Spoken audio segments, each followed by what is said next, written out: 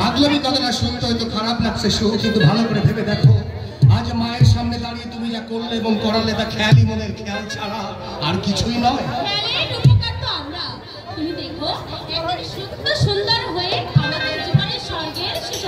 মনে অনেক কিছুই ভাবা যায় সুচেতা, যা বাস্তব নয়। এই মুহূর্তে মনে করতে পারি আমি ভারতের সম্রাট, কিন্তু বাস্তবে তা কি সম্ভব? হ্যাঁ মানুষ, কিন্তু সাধারণ নন, অর্থাৎ দরিদ্র নন।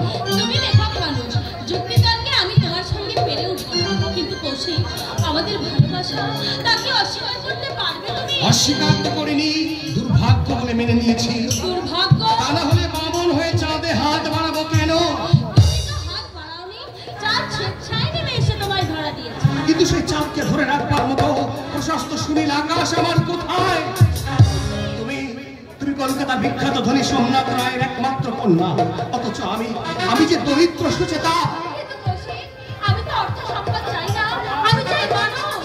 তুমি না চাইলে তোমার বাবা চান, তিনি তার একমাত্র মেয়েকে কিছুতে আমার মতো একটা গরিবের ছেলের হাতে তুলে দেবেন না সুচেতা। আমার সাংসারিক অবস্থার কথা তুমি তো সব জানো। কিরানির কাজে যা পাই তাতে আমার সংসার ঠিক মতো চলে না। আমার বাবা 3 বছর পক্ষাঘাতে শয্যাশায়ী, ছোট ভাই কুণ্ডলের কলেজের মাইনে 4 মাস বাকি, এরপরে আছে জয়রাম শেঠের দেনা। এর মধ্যে আমি তোমাকে আর জড়াতে চাই না সুচেতা। আজ কেন একথা বলছো কৌশিক? আমার দিকে তাকিয়ে বলো তো, আমায় ভুলে থাকতে পারবে কি তুমি? পারবো না সুচেতা, স্মৃতির দহনে অনুক্ষণ আমি জ্বলে পড়ে মরবো, তবু উপায় নেই সুচেতা। কেন নেই? এই দিনটা কি তোমার চিরদিন থাকবে? ভাটার পর জোয়ার নিশ্চয়ই আসবে। তোমার লেখা আমি পড়েছি, বর্তমান যুগে প্রথম শ্রেণীর জীবজন সাহিত্যিক আছে, মান নির্ণয় তাদের পাশেই তো তোমার স্থান। নিশ্চয় তুমি একদিন বড়। দুরাশা, আমার লেখা সাহিত্যিকের মান নির্ণয়ের খাতে কোনোদিনও পড়বে না। না, তা হতে পারে না। সত্যের উজ্জ্বল আলো একদিনে বিকশিত হবেই। যুগ সম্পর্কে তোমার কোনো ধারণাই নেই সুচেতা, তাই তুমি এই কথা বলছো। আমার লেখা নিয়ে আমি বহু প্রকাশকের কাছে গিয়েছি, কিন্তু কেউ ছাপাতে চায় না। সবাই আমার সৃষ্টিকে, আমার দীনতাকে উপহাস করে। তাই সাহিত্যিক হওয়ার স্বপ্ন আমার পাশের প্রাসাদে পরিণত হয়েছে সুচেতা। কিন্তু তবু যে তোমাকে লিখতে হবে কৌশিক। তোমার লেখা গরিব কেন মরে এ বাস্তব আমি পড়েছি। পড়তে পড়তে একটা প্রশ্ন আমার মনের মধ্যে মাথা ঘুরে মরেছে, গরিব কেন মরে এমন বাস্তব। সুচেতা, স্রষ্টা তুমি, সাধনার মাঝে নিজেকে হারিয়ে দাও, মিথ্যা হবে না। একদিন তোমার যশ কীর্তনে মুখরিত হবে সারা দেশ। সেদিন আমি গর্ব ভরে বলবো, আমার কৌশিক, ও আমার কৌশিক। বেশ, তাই হবে। এমনি করে তুমি আমাকে উৎসাহ দাও, প্রেরণা যোগাও, চিরটা কাল ঠিক এমনি করে। নিশ্চয় এমনি করে আমি চিরটা কাল তোমার পাশেই থাকবো সুচেতা। মোরার জনমে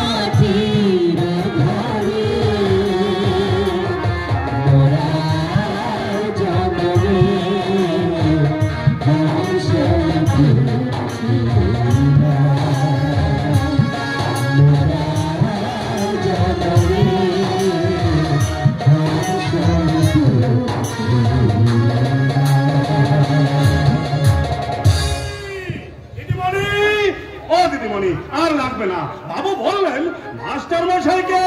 চললে কোথায় নিধিদা? তুমি আবার পড়াতে শিখলে কবে? এই দেখো দেখিনি, আমি শিখবো কেন? বাবু মাস্টার মশাইয়ের কথা বললেন। আহা, তা এত ব্যস্ত হচ্ছ কেন? স্থির হয়ে বলো না। মাস্টার মশাইয়ের সামনে কথাটা বলি কি করে? সে কথা শুনলে মাস্টার মশাই যে দুঃখ পাবে। কেন, কি বলেছেন সোমনাথ বাবু? বলেছেন মাস্টার মশাইকে আর পড়াইতে হবে না। মাস্টার মশাইয়ের এ মাসের মাইনে মাস শেষ হয়ে গেলে এসে যেন নিয়ে যান। নিধিদা!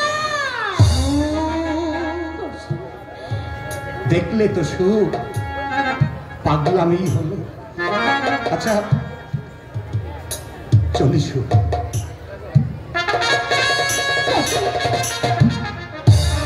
আচ্ছা নিধিদা, আগে- তুমি কি জানো বাবা কেন মাস্টার মশাইকে পড়াতে নিষেধ করে দিয়েছে? বাবু যে আপনার বিয়ে ঠিক করেছে। বিয়ে? আমার? এ কি বলছো তুমি? আমি যে নিজের কানে শুনেছি দিদিমণি। তা পাত্রটিকে? ওই যে লক্কা পায়রার মতো চেহারা, ইদানিং এ বাড়িতে খুব যাতায়াত আরম্ভ করেছে। প্রদোষ? হ্যাঁ, প্রদোষ চৌধুরী। দিদিমণি, আমি চাকর বাকর মুখ্য চুক্ষ মানুষ, বুদ্ধির দিকতে আমার নেই। তবু কেন আমি জানি না আমার মনটা কইছে ওই প্রদোষ বাবুর দোষের সীমা নেই। ওর সঙ্গে বিয়ে হলে আপনি কিছুতেই সুখী হবেন না দিদিমণি, কিছুতেই সুখী হবেন না। নিধিরামদা!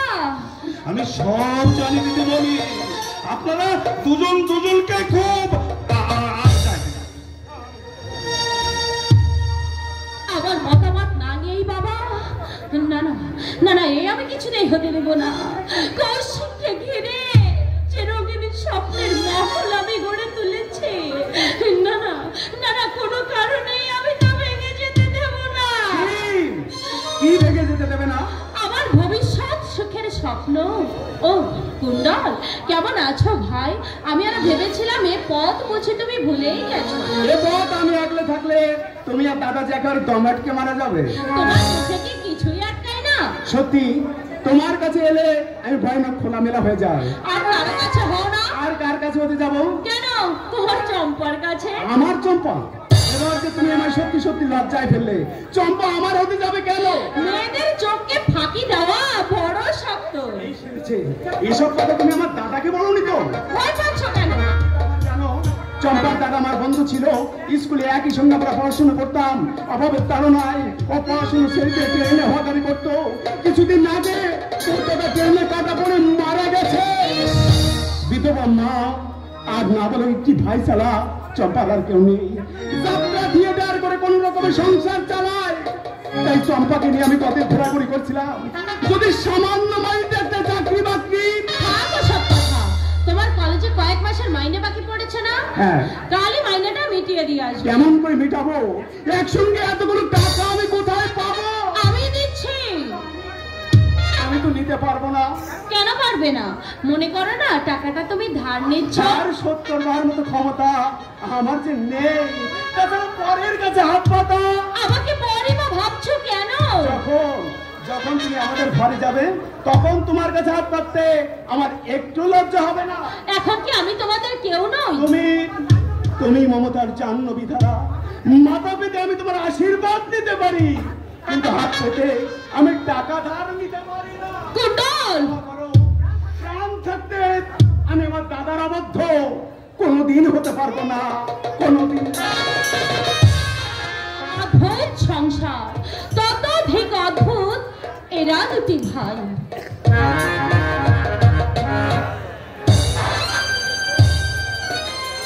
সব ঠিক আছে? এদিকে সব ঠিক আছে, কিন্তু পুলিশ ইন্সপেক্টর নিরঞ্জন রায় নিরঞ্জন রায়কে সমান মানবার বিশাল সম্মেলন করছেন না। কত বাঘা বাঘা পুলিশ অফিসারকে নাকে দড়ি দিয়ে ঘুরিয়েছি। নিরঞ্জন রায় তো একটা পুঁটিবাজ। কিন্তু চলছে অনেক গভীর। নিরঞ্জন রায় কিন্তু এখনো টের পায়নি। ইয়া ছেলে খবর ঠিক এখনো ফেরেনি। এতগুলো টাকার সন্ধান যখন পেয়েছে তখন সে কিছুতেই শুধু হতে ফিরে আসবে না। এই কারণে ইয়াসিরকে খাতি করি। ছেলের মতো পাকা হুঁশিয়ার লোক খুবই কমই আছে। রাত 10টা বেজে গেল রঘুনাথ, এখন চম্পাকে নিয়ে আসছে না কেন? এত বড় বিপদের খুঁজি মাথা, এই জন্য বোধহয় রাস্তাঘাট একটু দেখে শুনে আছে। চম্পা ভালো গাইতে পারে বলছিল না? হ্যাঁ, আমি তো ক্লাবে যাত্রা থিয়েটার করতো, আর সেই সূত্রে আমার সঙ্গে আলা। সংসারে কে কে আছে? ওর মায়ের ছোট এক ভাই। এই 4 দিন ওকে কোথায় রেখেছিলে? যাদবপুর ভগতরামের বাড়িতে। চম্পা তোমার সম্বন্ধে কিছু জানে? জানে না বলেই তো অল্প সময়ের মধ্যে আর ঘনিষ্ঠ হতে পেরেছি। আর মেয়ে ছেলের মধ্যে আমার অল্প কথাগুলো শুনে আমাকে যথেষ্ট বিশ্বাস করে বলেছি। টাকার প্রলোভন দেখলাম, বললাম তোমাকে সিনেমায় নামার সুযোগ করে দেবো। এরা তুললাম আমার ভগৎ সিং এর বাড়ি। Very good, very good. কথা বলছিলাম মিশন বাবু, বলছিলাম চম্পাকে কলকাতা কোনো পতিতালা না রাখে বাইরে কত ব্যবস্থা করলে ভালো। কেন ভয় করছো? বাইরে কথা বলছিলাম। প্রেমের অভিনয় করতে গিয়ে প্রেমে পড়ে গেছো নাকি? আশা প্রেম মহব্বত আমাদের জন্য নয়, আমাদের লক্ষ্য শুধু টাকার দিকে। যার টাকা আছে তার সব আছে। ঠিকই বলেছে। এই তোমার কথাই ভাবো না, বিখ্যাত অ্যাডভোকেট রাজেন চৌধুরীর একমাত্র ছেলে তুমি। যখন তোমার টাকা ছিল তখন এই সমাজে তোমার সমাদর ছিল, কিন্তু আজ ভিখারি দেলার দায়ে আমার বাড়িটা আমার পথে যেতে বসেছে। কিচ্ছু ভেবে না, কিচ্ছু ভেবে না। আমার হাতে যখন হাত মিলিয়েছ তখন আমি আবার তোমাকে অর্থ প্রতিমূর্তি দিয়ে এই সমাজে প্রতিষ্ঠিত করবো।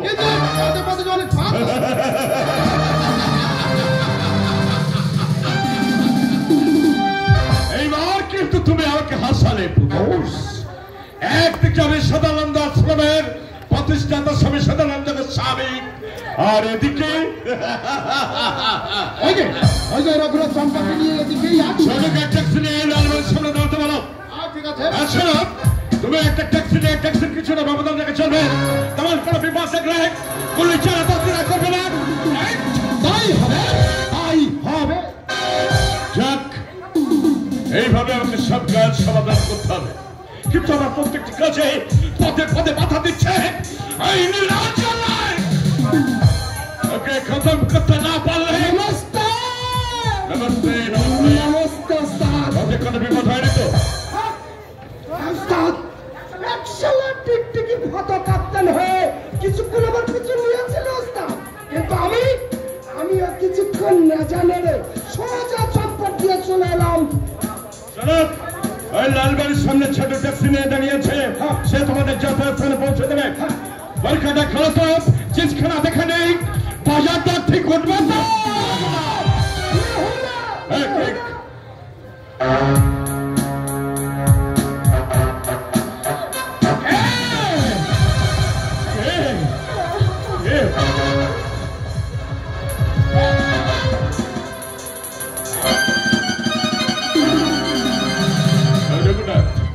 এই চম্পা, কিন্তু ওর মুখে যাবি কিছু না, কিছু পথের মাঝে গড়বড় করলে কিংবা পালাতে চেষ্টা করলে তুমি তো মরবেই। তোমার মা ভাইকে বাঁচিয়ে রাখবে না, বুঝেছ? এই কানা অন্ধ নাচার জয় রাধেশ্যাম। ভালো ভগবান আপনার মঙ্গল করবে। আমার মঙ্গল কেমন? কি তুমি রাত 10টা পর্যন্ত ভিক্ষে করে বেড়াচ্ছ না? কি করবো বাবু, পেটের জ্বালা বহু পদোন্নতির নেশাটাও কিন্তু খুব বড় নেশা। আপনি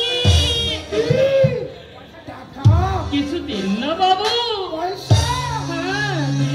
নেই ভাই, বিশ্বাস করে ছিল না, অনেক পয়সা করে ছিল, কিন্তু একটু আগে যেন ভাই করা পকেট মেরে নিয়ে গেছে। আচ্ছা তুমি দেখতে পাচ্ছ না এই রাতের বেলায় একটা মহিলাকে নিয়ে হাঁটতে হাঁটতে আমি হাওড়া স্টেশনে যাচ্ছি। ও ভগবান, আর দুঃখ দিও না ঠাকুর। আপনি এই যে আমার বেবি ভাই গেল মাসে শাদী হয়েছে, তাই বেবিকে নিয়ে একটু মেঠাপুরিতে চাচার বাড়ি বেড়াতে গিয়েছিলাম। মেঠাপুরুষ তেমন ভালো জায়গা নয়, ওখানে মেয়ে থাকবেন। এই যে আমি হাওড়া স্টেশনে যাচ্ছি, কথাটা শুনতে পাওনি ভাইডি? ওইখান থেকে ফারাক্কার গাড়ি চেপে সোজা ঔরঙ্গাবাদ চলে যাব। কিন্তু এখন তো ফারাক্কা কোনো গাড়ি নেই। ভাই থাকে না থাকে আমি বুঝবো, তুমি শালা ভিখিরির বাচ্চা তো খোঁজ খবর নিচ্ছ কেন? এমনি বাবু, ওখানে আমার ভাইরা ভাই থাকে কিনা তাই। হ্যাঁ, তোমার নামটা যেন কি বললো? আগে আজকাল হ্যাঁ, আজকাল গাড়ি ভাড়া নেই, বেবিকে নিয়ে যেতে পারছি না। খুব একটু অসুবিধা আছে বাবু। হবে তো? বাবু খুব হবে বাবু, আপনার কথা বাবু আমার চিরদিন মনে থাকবে। খোদা আপনার মঙ্গল করবে বাবু। আমিও যাই। ছেলে মেয়েগুলো হয়তো না খেয়ে বসে আছে। এই কানা অন্ধ নাচার তুমি কোথায় থাকো? মানে করে থাকি না, না আর দেরি করলে দোকান পাট সব বন্ধ হয়ে যাবে। একটা দোকানপাট সব বন্ধ হয়ে যায় নাকি? আমাদের ওখানে দুই একটা দোকান ঝাঁপ ফেলে খুলে রাখা বাবু। যাই, এই কানা অন্ধ নাচা নিজেকে খুব চতুর ভাবো, তাই না নিরঞ্জন রায়? পকেটে হাত রাখছি কেন? পিস্তলের ছাতা করিতে বিশাল সেনারকে কায়দা করা যায় না। এই মুহূর্তে আমি তোমার খেল খতম করি, কিন্তু না, আমি করবো না। আর শুধু আমি তোমাকে বুঝিয়ে দিলাম, চাতুর্যের খেলায় বিশাল সেনার আমি ভাবতে পারি না। তোমার কথা যত আচ্ছা রঙ্গবাজকে হজম করে ফেললাম, আর তুমি তো ছাড়া একটা ছাড় বোকা। তুমি আবার অন্তরা হয়ে দাঁড়িয়েছ।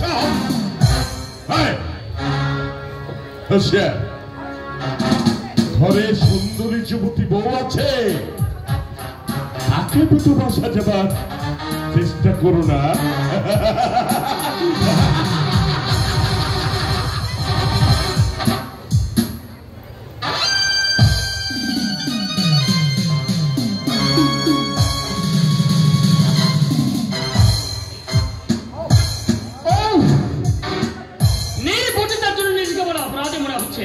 ফারাকার কথা কেন বলতে গেলাম মেয়েটাকে?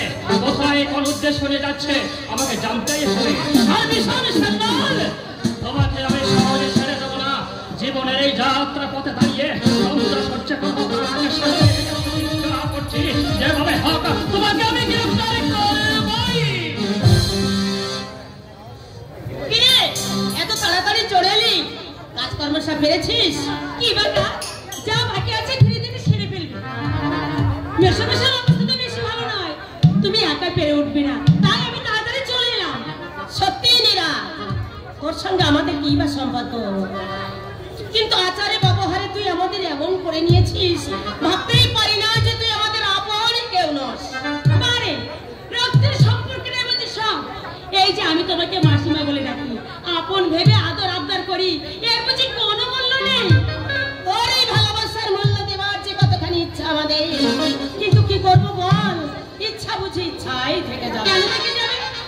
আসল কথা কি জানো, তোমার একটা ভয় না কৃপণ দেওয়ার ইচ্ছা তোমাদের মোটেই নেই। আরে আছে রে আছে, অবস্থার বিপর্যয়ে কৃপণ হয়ে গেছি। অবস্থার পরিবর্তন হলে বুঝবি এই মাসিমা কত বড় দাতা। কতদিনে 7 মণ তেল পড়বে তবে রাধার নাচ দেখতে পাবো। আরে দেখবি রে দেখবি, তোকে কি সহজে ছাড়বো ভেবেছিস? এই সংসারের কাজ কর্ম, রোগীর ওষুধপত্র, সেবা যত্ন বলতে গেলে সবই তুই করিস। তুই না থাকলে এই সংসারের হাল টিকিয়ে রাখা আমার পক্ষে কিছুতেই সম্ভব হতো না। সামনে সুখেতে করছে? আরে না রে না, সামনে কেন হবে? তোর মেসোমশার ভয়ানক ইচ্ছা তোকে তার ছেলের বউ করবে। কি কথা শোনালে মাসিমা?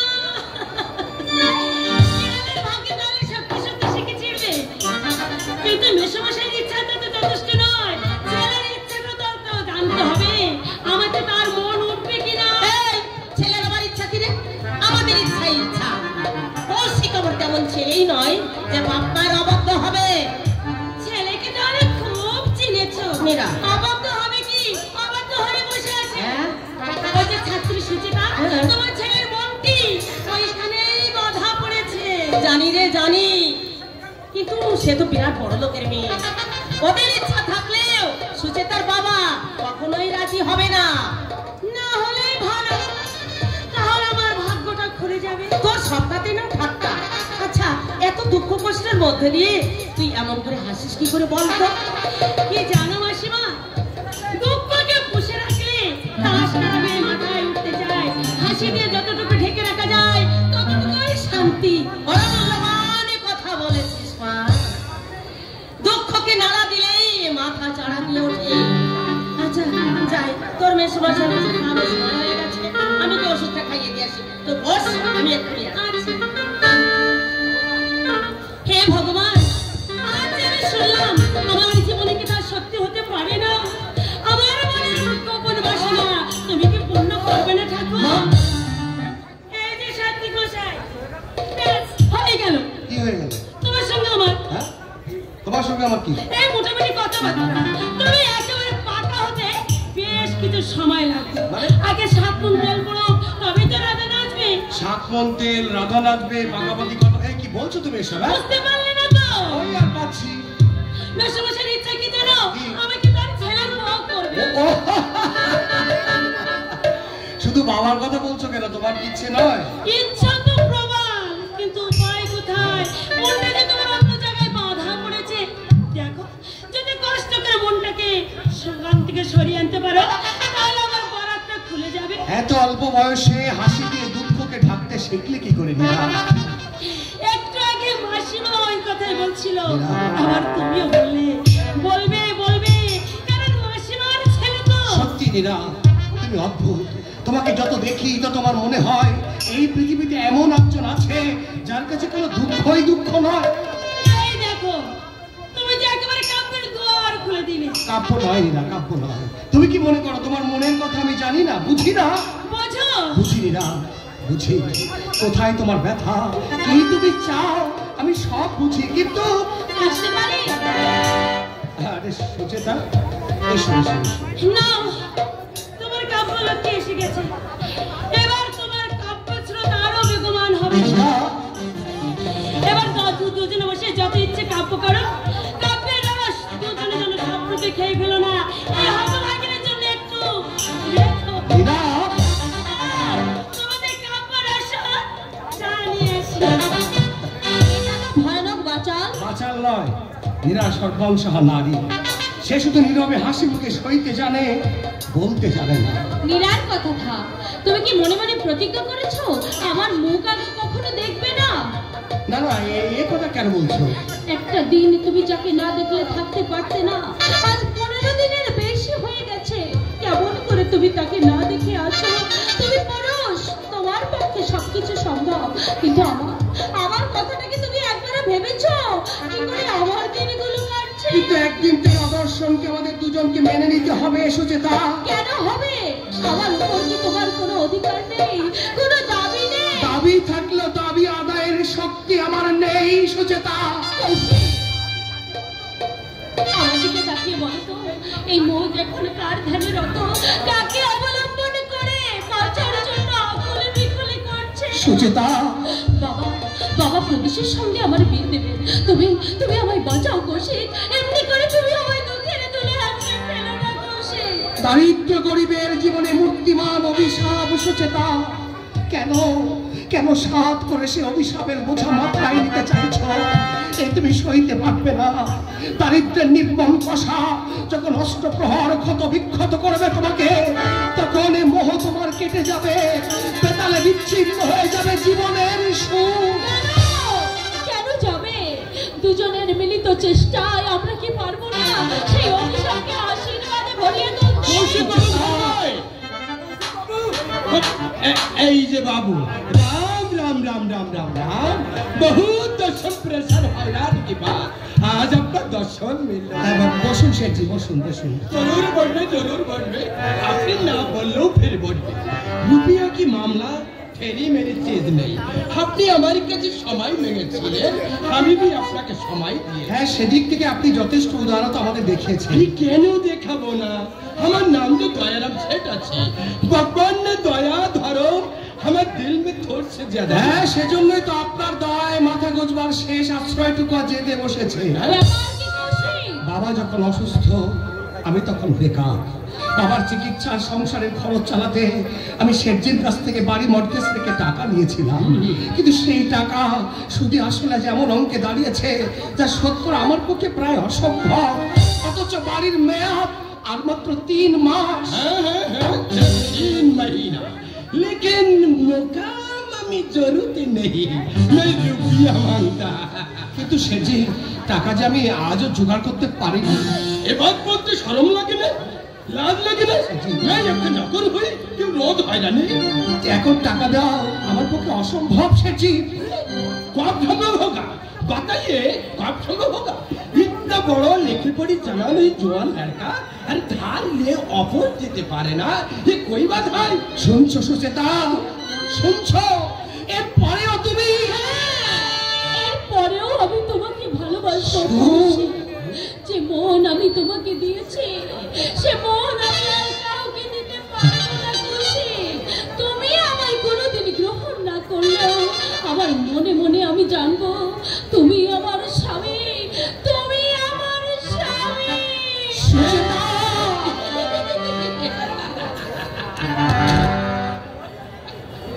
तुम्हारी लड़की स्वामी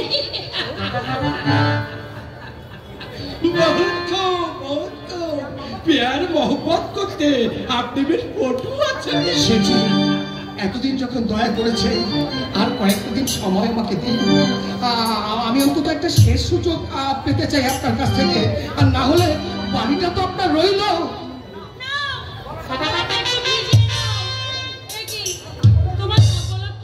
চলে গেছে। এই যে নীলাদেবী খুব ভালো হলো তোমার সঙ্গে দেখা মিলে গেল। আচ্ছা বলছিলাম ওর বাবা কোথায়? মানে আমাকে দেখে আবার পালিয়ে যায়নি তো? বলছিলাম না আমি একটু বেরোচ্ছি মা, তুই এই যে মধুসূদন আসুন আসুন আসুন, মেঘ না থাই পানি। তো বলছিলাম কি রুপিয়া নিয়ে এসেছেন তো?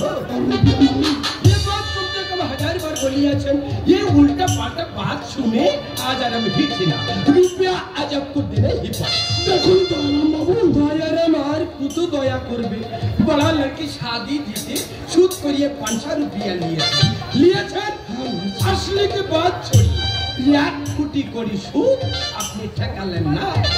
তোর বিমারি হলো তোর बीमारी तो फिर 500 रुपया लिए थे। इतना रुपया देने को हिम्मत है? দেবো দয়ারাম দেবো, কিন্তু এই মুহূর্তে আমার দেওয়ার কোনো সঙ্গতি নেই। वो तो আমি জানি কোনো দিন আপনি দিতে পারবেন না, इसीलिए আপনাকে তো সিদ্ধার্থ বাতই দিয়ে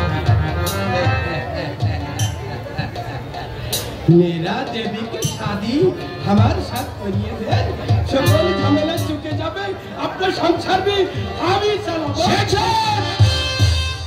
আপনি টাকা পাবেন একবারের জায়গায় 10 বার আপনি টাকা দেবেন, কেউ আপনাকে কিছু বলবে না। কিন্তু আমাদের ঘরে এসে আমাদের মেয়েকে অপমান করলে আমি কিন্তু আপনাকে সহজে ছেড়ে দেবো না। ধার নিয়ে যে আপনি অপর দিতে পারে না তার আবার বড় কথা থাক বাবা কৌশিক থাক। এই গরিব এক আজব জীব, শরীরে তাদের জন্ম, মানুষের গাল মন্দ অবজ্ঞা, এটাই তাদের একমাত্র পাওনা বাবা, এটাই তাদের। আর মধুবাবু কাজে अच्छा चली ख्याल रखना, सिर्फ 3 महीना के अंदर रुपया सुदिया सुन वापस ना पाइए, ये मुकाम हमारी हो जाएगा। सिर्फ 3 महीना भूलिए मत। अच्छा राशि नहीं दिए ব্যাস তুমিও মুক্তি পেলে, আমার বর চলে গেল। কি বলছো না? কেন হিংসা হচ্ছে নাকি? কত টাকার মালিক জানো? আমার টাকা দিন কাটাতে হবে না। সোনা গহনার সাথে ব্লাউজ পরে আমি শখ মেটাতে পারবো। তুমিই বলো না, সোনা গহনার শাড়ি ব্লাউজ পরতে কোন মেয়ের না শখ হয়? শিখিত তোর বাবার জন্য একটা ডাক্তার ডেকে নিয়ে আয়। তোর বাবা জানি কেমন করছে, আমি ভালো বুঝছি না বাবা। শুধু হাতে তো ডাক্তার টাকা যায় না, কিন্তু ডাক্তার না ডাকলে মরু যে মরতে বসেছে তাকে মরতে দাও। যেগুলো বেঁচে আছে সেগুলোকে যখন বাঁচাতে পারছি না, ওই আত্মরাটাকে নিয়ে কেন টানাটানি করছো?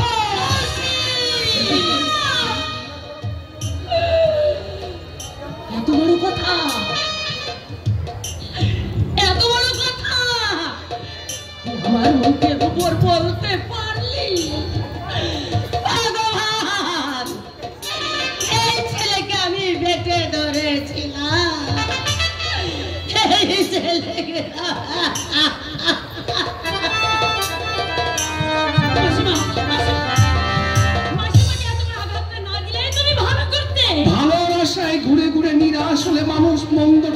দিয়েছে, নেয়নি না। দাদা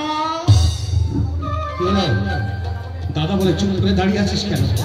বল বল, কি দুঃসংবাদ নিয়ে এসেছিস? কলেজ থেকে আমার নাম কেড়ে দিয়েছে দাদা। বেশ করেছে, মাইনে দিতে না পারলে নাম কেড়ে দেবে না তো কি করবে? গরিবের ছেলে এত পড়ার বিলাস কেন? আমি কিছু জানি না, আমাকে কেউ কিছু জিজ্ঞাসা করো না, আমি আর কিচ্ছু পারবো না। এই বড় বলে কি সব দায়িত্ব আমার?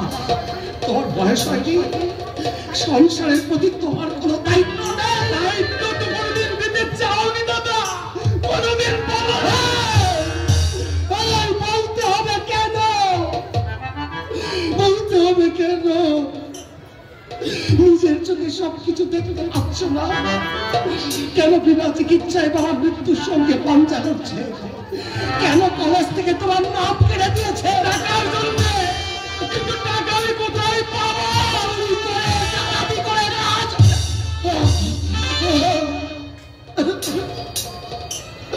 আমি আর পারছি না, আমায় তোমার রেহাই দে। এই জীবন যন্ত্রণা আমি সহ্য করতে পারছি না, আমাকে মুক্তি দে, মুক্তি দে।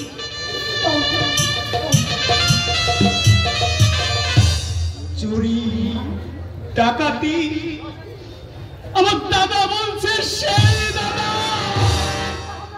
চিন্তা ভাবনা ওর মাথাটা ঠিক নেই, এর অন্তর্গত নয় কুণ্ডল, তুমি ওর কথা কিচ্ছু মনে করো না।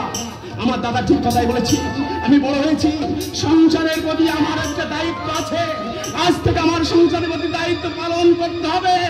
টাকা চাই, অনেক, অনেক।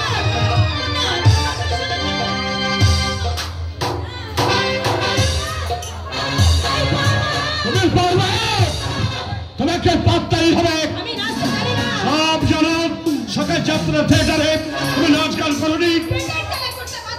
বিবেকের বিরুদ্ধে মানুষকে অনেক সময় বাধ্য হতে হয়। কুকাজ করতে কুফাতে নামতে বিশাল সন্ন্যার কুখ্যাত গুন্ডা যে আইন আমার জীবনে সবকিছু কেড়ে নিয়েছে, ওই আইনকে আমি পদে পদে বিপর্যস্ত করে তুলবো। আইনের হাতে আপনাকে একদিন বিপর্যস্ত হতেই হবে। আইন দিয়ে যেখানে বেআইনি কাজ বাঁচানো যায়, সেখানে বদমাইশি কানুনকে না মানাই হলো সবচেয়ে বড় কানুন। আপনার বড় কানুনের মর্যাদা বাড়াতে গিয়ে আমাকে ধরে নিয়ে এই পাপ পুরিতে তুলেছেন। একটা অসহায় দুর্বল নারীর সর্বনাশ ছাড়া আপনার যে অন্য কোনো পথ ছিল না।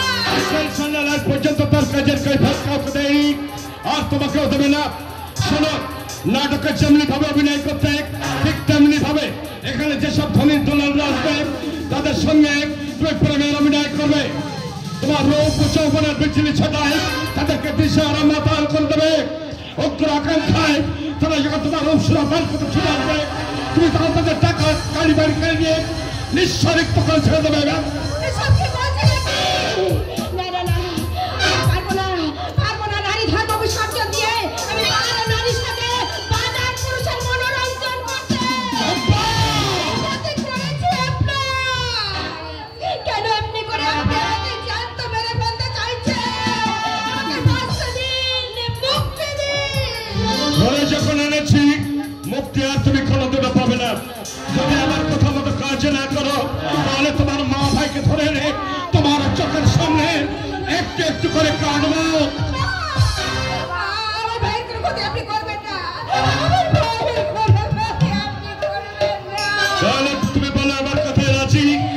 এত নিষ্ঠুর আপনি, এত অমানুষ আপনি। এমনি করে অবলা মেয়েদের ভবিষ্যতের সুখ স্বপ্ন ভেঙে তাদের নরকের পথে ঠেলে দিতে আপনার নাকি এতটুকু পারবেন?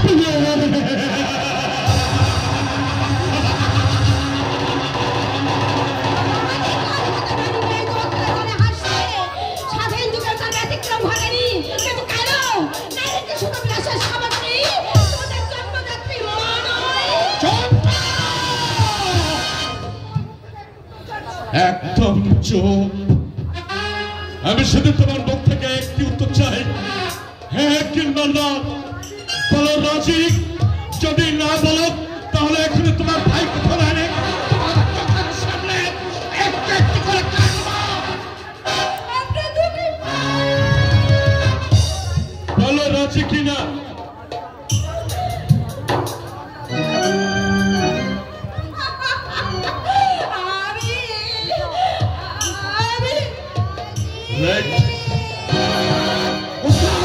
ওস্তাদ, সেই হারামির বাচ্চা আমাদের মহলে ঢুকে আমাদের মারতে এসেছে।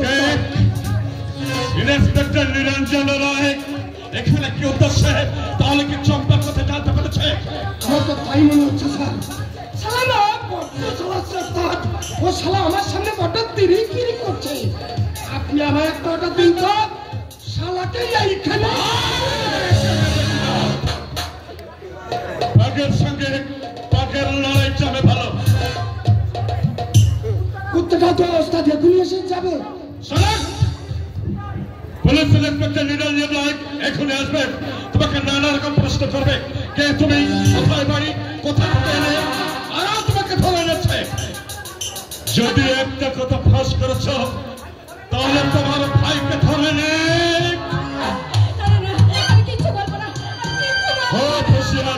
তোমাকে জিজ্ঞাসা করলে তুমি বলবে তোমার বাপ প্রতিটা ব্যক্তি কত কিছুদিন পূর্বে এসে মারা গেছে। তোমার মায়ের নাম অপর্ণ বাইক, আর আজ থেকে তুমি চম্পা বাইক। মনে থাকবে? থাকবে না মানে ওনার বাবার মনে থাকবে। তুমি এখানে থাকো। আমায় যদি চিনে ফেললে চিনতে পারবে না। মুসলমান আজকাল আলীর সঙ্গে রঘুনাথের কোনো মিল নেই। আমি পাশের ঘরে রইলাম, জানালা দিয়ে কিন্তু সব দেখো।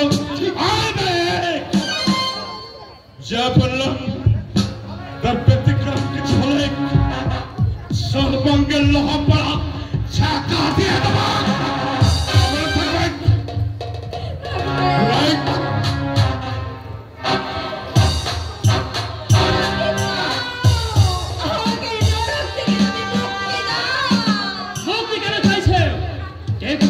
রেখেছে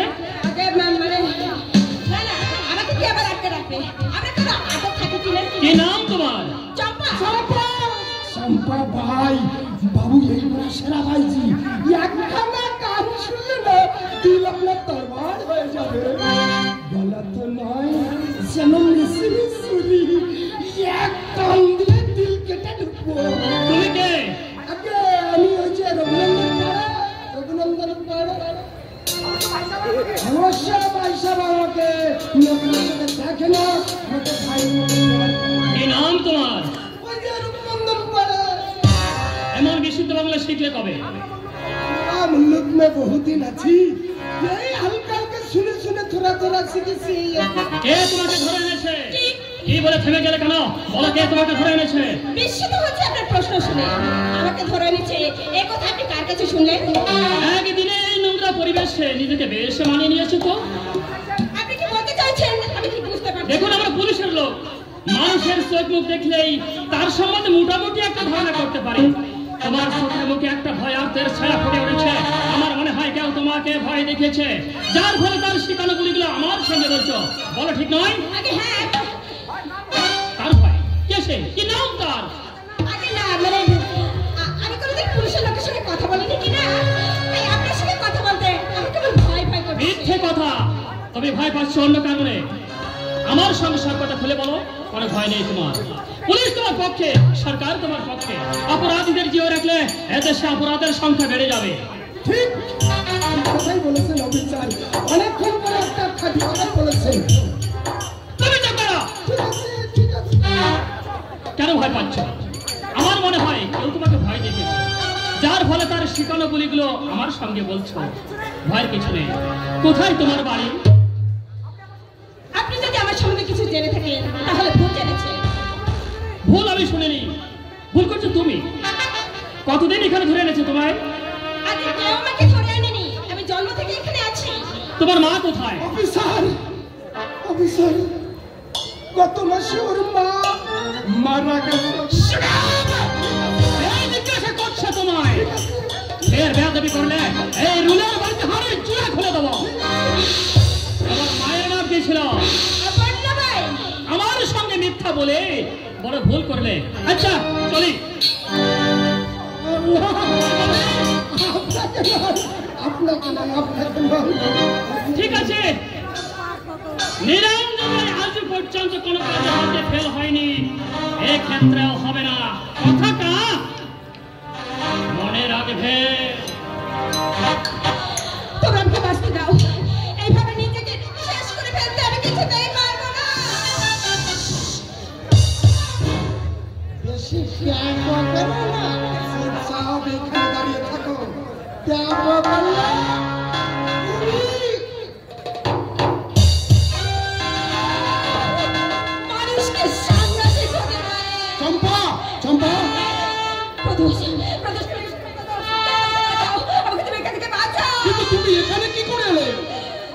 সাথে সন্ধ্যার পর চিন্তা পরিচালকের সঙ্গে দেখা করতে চলে গেলেন।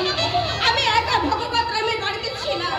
এমন সময় 3-4 জন লোক আমি চিৎকার করবার আগে ওরা আমার হাত মুখ বেঁধে ফেলে। বুঝেছি, ওই গুন্ডার দল তোমাকে এখানে ধরে নিয়ে এসেছে। ও তোমাকে খুঁজতে সারা কলকাতা শহর আমি দল পাহাড় করে ফেলেছি। তারপর নিরাশ হয়ে আমি পুলিশে খবর দিয়েছি। কিন্তু কে কে তোমাকে এখানে ধরে নিয়ে এসেছে? বিশাল সান্যাল। বিশাল সান্যাল? তুমি জানো না চম্পা, ওই বিশাল সান্যাল কি সাংঘাতিক লোক। সে না পারে এমন কোনো কাজ নেই। এখন উপায় কেমন করে এই শয়তানের কবল থেকে তোমাকে রক্ষা করো। ও ভগবান, তুমি কি করলে? একটু আগে থেকে পুলিশের লোক এসেছিল। তুমি কি করে জানলে? আমি তো তারই কাছে গিয়েছিলাম। কতক্ষণ হলো গেলেন তিনি? এই তো একটু আগে থেকে চলে গেছেন। আচ্ছা, তার সঙ্গে একটু দেখা করে আসি। আমি কিন্তু পুলিশের ভয়ে তার কাছে সবকিছু মিথ্যা বলেছি। পুলিশের কাছে তুমি মিথ্যা বলতে গেলে কেন? আচ্ছা ঠিক আছে, আমি এখন কি করবো? যাও, এদের কথা মতো তুমি কাজ করে যাও। এরা যে আমাকে কুপাতে নামাতে চাইছে। উপায় যে নেই চম্পা। তুমি কি করে কথা বলতে পারলে? ইচ্ছাই হোক অনিচ্ছাই হোক, তোমার কাছে আমি ধর্ম হারিয়েছি। তুমি আমাকে বিয়ে করবে বলে প্রতিশ্রুতি দিয়েছিলে, সেই তুমি। আমি তো তোমাকে ভুল বুঝবো না চম্পা। আর স্বেচ্ছায় তো তুমি এ পথে নামছো না। যে যাই ভাবুক, আমি জানবো আমার চম্পা ফুলের মতো পবিত্র। তুমি এখন যাও, তুমি যাও চম্পা। আমি যত তাড়াতাড়ি পারি তোমাকে এখান থেকে উদ্ধার করবো, তারপর তোমাকে বিয়ে করবো। তুমি যাও, দেরি করো না চম্পা, যাও।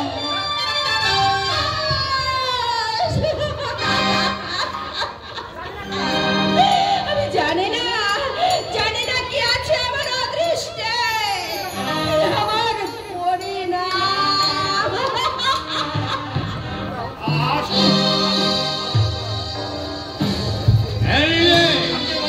সেদিন তো আমার সঙ্গে প্রদেশের বাড়িতে গিয়েছিলি, দেখে এমন দেখলি বলতো বাইরের চাকচিক্য তো ভালো, কিন্তু ভেতরে কে আছে কে জানে।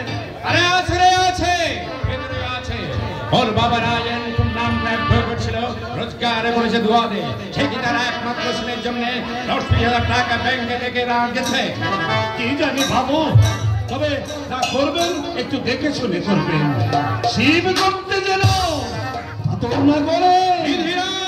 কি জানি বাবু, ওই মেয়েটাকে আমি ছোট্ট থেকে কোলে পিঠে করে মানুষ করেছি তো। ওর মুখটা শুক্র দেখলে আমার মুখটা যে কেমন করে ওঠে বাবু। আমি জানি ওকে 2 মাস রেখে ওর মা মারা যায়। তখন যদি তুই না থাকতিস, সুস্থ থেকে ঘুমিয়ে রাখা আমার পক্ষে হয়তো সম্ভব হতো না। এই যে বলো বাবু, আমার মালিক বাঁচিয়েছে। তুই যে আমার একমাত্র মা আমার মেয়ে। আমি কি চাই মা আমার পাত্রে বলুক, অসুখী হোক।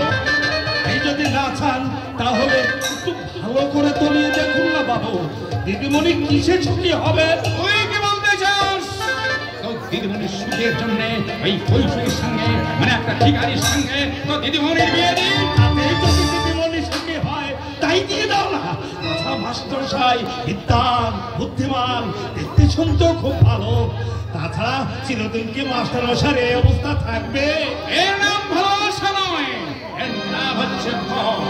প্রথম যৌবনে মানুষ মায়ের বয়সে অনেক ভুল করে, যার সংসার সারা জীবনেও হয় না। হাহাকারের সংসারে চিরস্থায়ী হয় না। বাজির মধ্যে দুদিনই মিলে যায়, বুঝলে? দিদিমণির মতামতটা একবার যদি ভুল করে বিষকামৃত বলে খেতে চায়, আমাকে তা জেনে শুনে সেই তাই করতে হবে। সঙ্গে সুইচে তার বিয়ে দেওয়া, হাত পা জলে ফেলে দাও, একই কথা। আপনার মেয়ে আপনি হাত পা বেঁধে জলে ফেলে দাও আর টাকায় তুলে রাখো, তাতে আবার কি? আমি তো চাকরের আবার মতামতের মূল্য কি? কিন্তু দিদিমণির অমঙ্গল আমি চাই না। তবে গরিবের কথা তো একদিন মিষ্টি লাগবে না। সম্মান পরশ জীবনে কোনদিন ভুল করেনি, আর এই ক্ষেত্রে করছে না। প্রদর্শের বাবাকে আমি কথা দিয়েছি, আর ছেলের সঙ্গে আমার মেয়ের বিয়ে দেব। তাহলে কি ওই প্রদোষ বাবুর সঙ্গে দিদিমণির বিয়ে ঠিক করেছে? হ্যাঁ, আমি যা করছি বুঝে তার ভালোর জন্যই করছি। দয়া করে তুমি আর আউরি করতে হ্যাঁ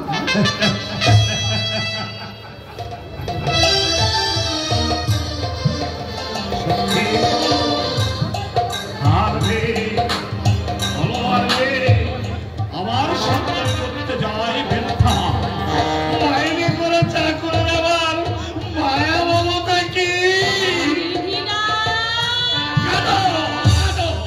এখন তুমি গা ছড়িয়ে কাঁদো কেন কাঁদবো কেন? কাঁদবার কি হয়েছে? আমার মাথা ধরলো আমার কি তোমার বাবার মতো কানা খাওয়ানো পেয়েছ আগের মতো তুমি আর হাসছো না কেন দিদি বলো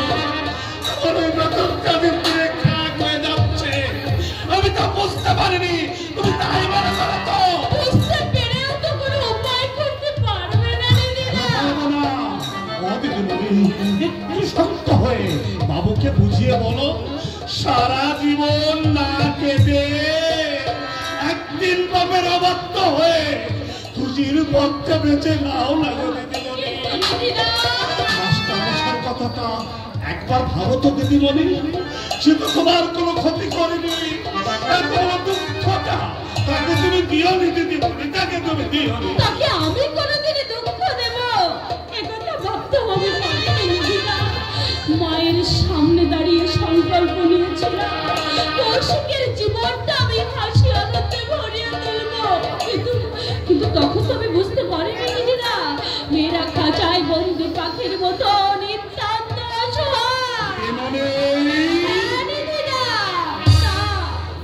সুনীল আকাশ দেখে তারা শুধু ছটফট করেই মরবে খুশির হাওয়ায় উঠতে পারবে না এখনো সময় আছে দিদিমণি বাবাকে তো তুমি জানো নি দিদা তাছাড়া আমি মেয়ে হয়ে বাবাকে কেমন করে বলবো তুমি কাঁদো মাস্টার মশাই কাঁদো আর আমি পছন্দ তাই দেখে কি জানো দিদিমণি গোবিন্দ আর একমাত্র ছেলে ছিল ওই মধুসূদন মাস্টার স্কুলে পড়তো মধু মাস্টার ওকে খুব ভালোবাসতো হঠাৎ একদিন ওই জন্মেটা এসে আমার বুকে আমার গোবিন্দকে কেড়ে নিয়ে চলে গেল কিছুদিন পরে গোবিন্দর শোকে ওর মাও মারা গেল তোমাকে পেয়ে আমার গোবিন্দের কথা বলে গিয়েছিলাম তোমার কান্না আমি কখনো সইতে পারি না আমি জানি না কিন্তু আমি কি করবো বলো থেকে চলে যাও ছোড়ার চাচ্ছিলে তোমাকে না পেলে সে যে পথে পথে কেটে বেড়াবে আমার একটু উপকার করবে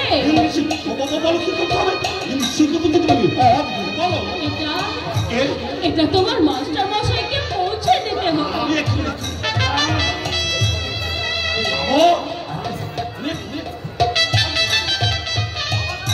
বাবা বাবা তার একমাত্র মেয়ের সুখ চাইছে মেয়েকে ব্যর্থতার মাঝে ফেলে দিয়ে আর কৌশিক তার প্রিয়ার সুখ চাইছে বঞ্চনার আঘাতে ক্ষত বিক্ষত হয়ে রুক্ষ কঠিন অর্থ সম্পদের মাঝে জীবন সমাধি দিয়ে কিন্তু এই কি সুখ কেউ তো আমার সত্যিকার জীবন চাইল না না না এ অসম্ভব এ কিছুতেই হতে পারে না হবে বাবা যার সঙ্গে তোমার ভবিষ্যৎ জড়িত তার সঙ্গে কেমন ব্যবহার করতে হয় সেই শিক্ষাও তুমি পাওনি লেখাপড়া শিখেছ ভালো মন্দ বুঝবার বয়স হয়েছে তাই হয়েছে বলেই তো একটা ধূসর ভবিষ্যৎকে নিজের জীবনের শ্রেষ্ঠ আশ্রয় বলে মেনে নিতে পারছি না বাবা আমি তা করতে পারি না যেহেতু তোমার ভবিষ্যৎ গড়ে দেওয়ার সব দায়িত্ব আমার কিন্তু সেই ভবিষ্যৎ আমার কাছে সুখকর না দুঃখদায়ক তাকে তুমি একবার ভেবে দেখেছো কি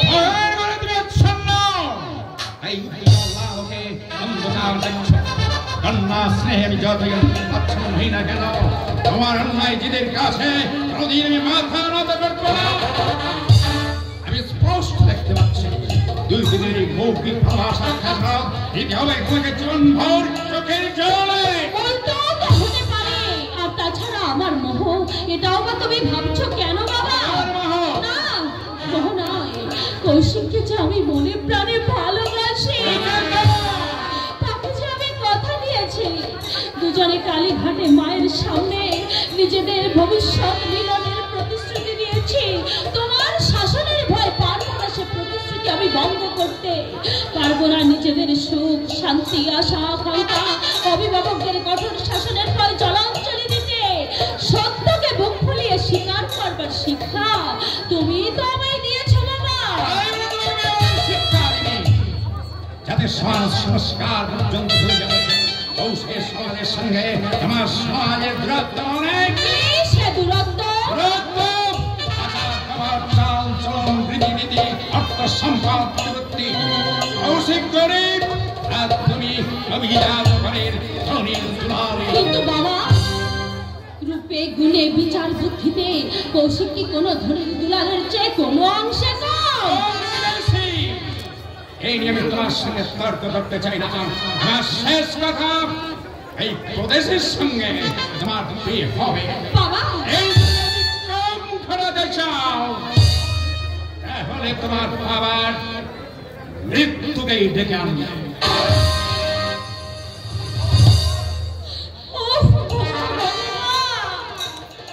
তুমি আমার মৃত্যু দাও ঠাকুর, তুমি আমার মৃত্যু দাও।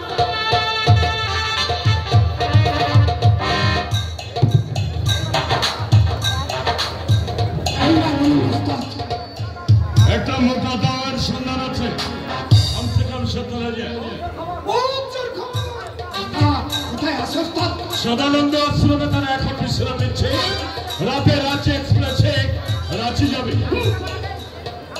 রাশি যাওয়ার আগে কাশি ভরে দেবে।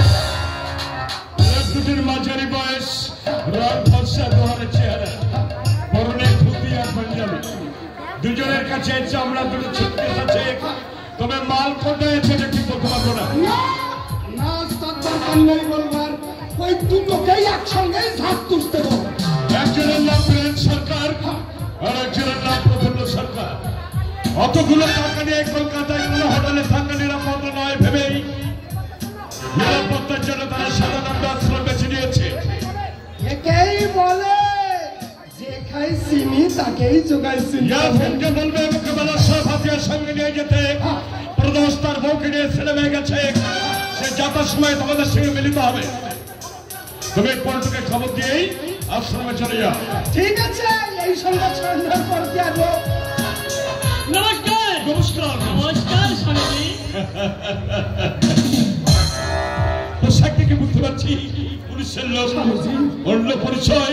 আপনাদের মতো অনেক রকমের পরিচয় আমার নেই। অনেক রকম পরিচয়, কথাটার মানে বুঝতে পারলাম না। মানে আপনারা হচ্ছেন মহাজ্ঞানী মহাজন, নিম্নগামী প্রাণকে সৎ পথে ফিরে আনতে পরিস্থিতির অনুযায়ী কত রকমের রূপিন আপনার ধরতে পারেন।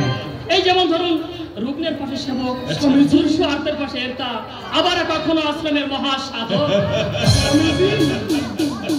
না না না না না, মহাসাধক করবেন না, মহাসাধক করবেন না। কতটুকু এগোতে পেরেছি? অনেকখানি এগিয়েছেন। আর আমার পরিচয় শুধু একটাই, পুলিশ কাজ অপরাধী অপেক্ষণ। আরে তোমায় কি যেন কোথায় দেখেছি?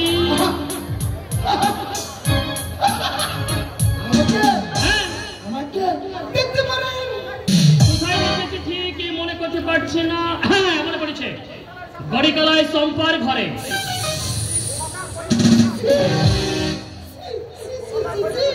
ও কথা একদম বললেন না স্যার, আমি ওই গলিকালা শ্রীরাম স্বামীজি।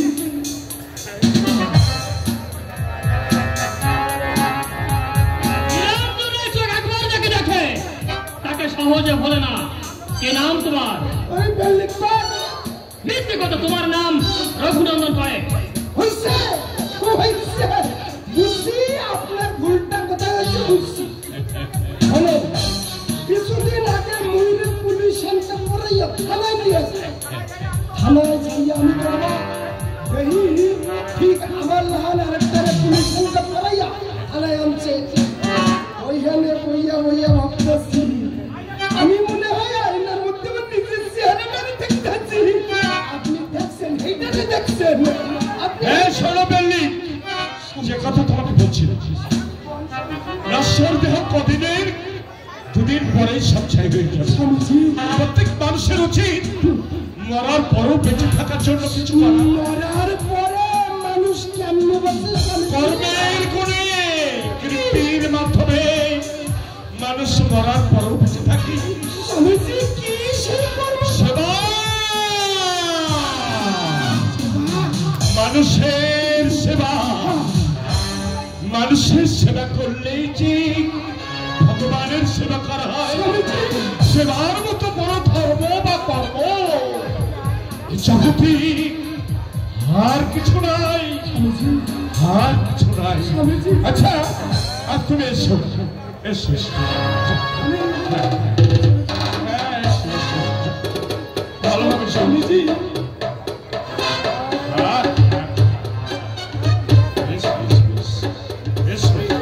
আবার কি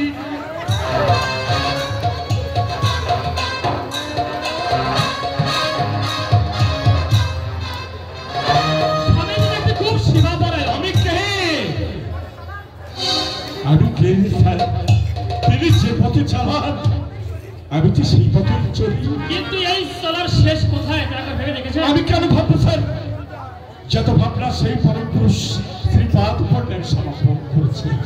আসুন একদিন আশ্রমে সারা জীবনটা চরগুন্ডা নিয়েই কারবার করলে শেষের দিনের জন্যে অল্প কিছু সঞ্চয় করুন না, দেখবেন এই অনবীন আনন্দের সাথে আর কোনো কিছুতেই মন